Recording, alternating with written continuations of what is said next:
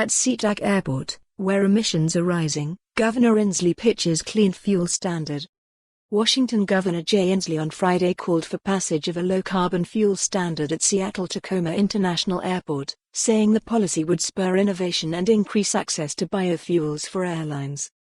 Aviation fuels are exempt from the proposed statewide policy, but fuel suppliers to airlines could opt into the program and earn credits, and possibly money from the program.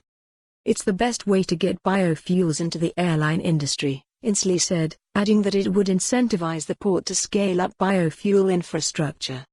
The clean fuel standard sits atop the governor's climate policy agenda this legislative session.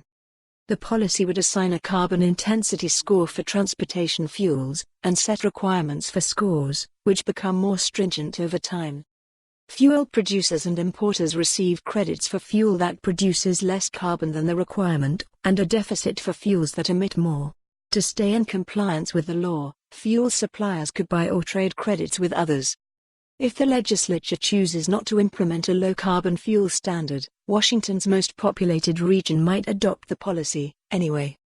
The Puget Sound Clean Air Agency has proposed its own fuel standard rule that would apply to King, Kitsap, Pierce and Snohomish counties. The local measure puts pressure on state lawmakers to avoid having different policies in different areas in the state. The governor and his allies aim to reverse greenhouse gases, which continue to trend higher in Washington as the state's population grows, according to the state ecology department's latest emissions tally. Transportation emissions represent nearly 45% of statewide emissions. Jet and aviation fuels make up more than 9.5% of the state's overall emissions. As governments around the world look to decrease their contributions to global warming, aviation emissions are considered one of the most difficult areas in which to make headway.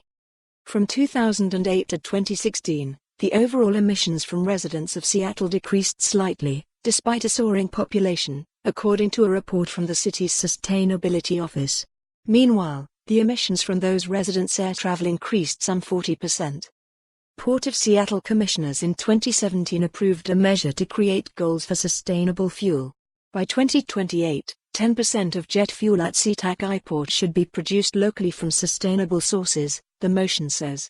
That number jumps to 25% by 2035. 13 airlines in May 2018 agreed to work with the port on sustainable fuels. The port has studied where it could source and store aviation biofuels. For more on this story, visit the news article link.